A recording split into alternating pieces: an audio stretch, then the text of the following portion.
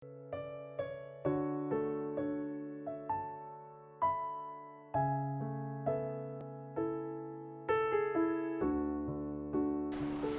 Bapak Ibu dan Saudara sekalian. Apakah kita mengenal istilah zaman sekarang yaitu influencer?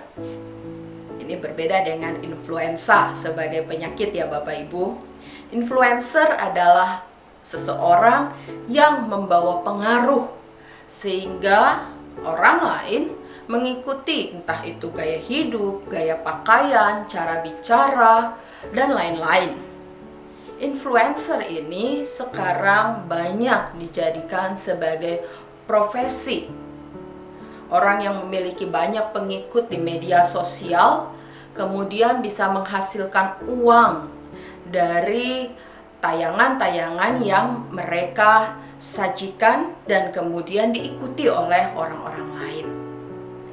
Dengan keberadaan influencer ini, kita semakin disadarkan bahwa hidup kita sebagai manusia tidak bisa berdiri sendiri saja.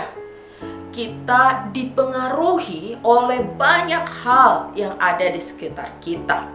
Persoalannya adalah hal-hal seperti apakah yang kita izinkan untuk mempengaruhi kita dan untuk membuat kita memiliki gaya tertentu atau sikap tertentu. Hari ini kita belajar dari Injil Matius pasal 15 ayat 21 sampai 28. Di situ kita bisa menemukan bahwa kehidupan orang Yahudi dalam memandang dan memperlakukan orang yang berbeda secara keturunan dengan mereka sangat dipengaruhi oleh warisan leluhur. Mereka sedapat mungkin menghindari orang-orang yang tidak seketurunan dengan mereka, yang tidak memiliki darah Yahudi murni. Mereka menganggap orang-orang tersebut adalah orang kafir. Dan itu muncul dalam sikap kehidupan sehari-hari, seperti mereka menghindari berjalan atau melewati daerah orang-orang non-Yahudi, juga berbicara dengan orang-orang non-Yahudi yang mereka kategorikan dengan kafir, apalagi perempuan.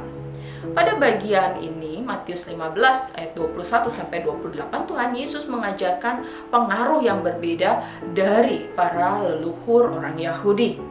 Tuhan Yesus justru memilih melewati daerah Tirus dan Sidon yang bukan atau di luar daerah Yahudi. Ia pun berani berbicara menanggapi seruan dari seorang perempuan Kanaan pula, yang artinya bahwa orang tersebut tidak dianggap oleh orang Yahudi. Dan Tuhan Yesus mengabulkan permohonan dari perempuan Kanaan ini. Bapak Ibu Saudara, apa yang membuat Tuhan Yesus dapat melakukan hal tersebut berbeda dengan pengaruh dari leluhur yang sudah mendarah daging di dalam kehidupan orang Yahudi?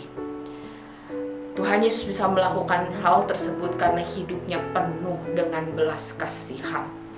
Dan dia punya tujuan bahwa ketika Tuhan Yesus hadir, dia mau membangkitkan iman yang benar untuk mengenal Allah yang penuh kasih. Dengan sikap Tuhan Yesus itu, dia mau melewati daerah orang non-Yahudi, dia mau berbicara kepada perempuan Kanaan. Tuhan Yesus ingin pengaruh ini juga dihidupi, dirasakan, dan juga kemudian dilakukan oleh para muridnya.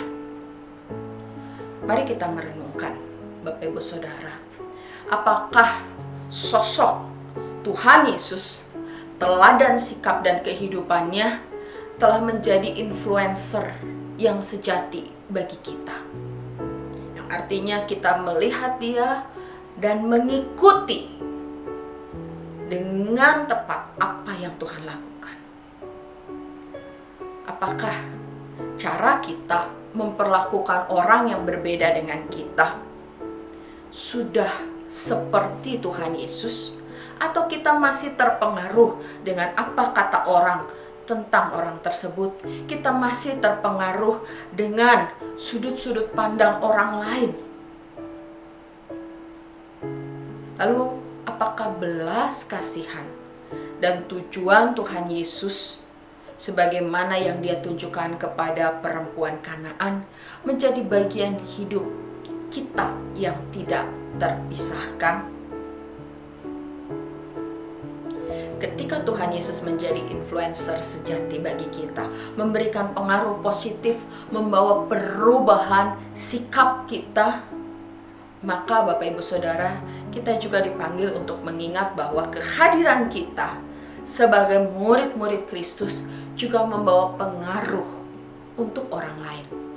Oleh karena itu, baiklah kita mempergunakan belas kasihan yang dari Tuhan dan juga kerinduan agar orang-orang mengenal Allah yang penuh kasih itu sebagai bagian dari kehidupan kita untuk menebarkan hal-hal yang positif dan memberikan pengaruh yang luar biasa di dalam kehidupan kebersamaan. Tuhan memberkati.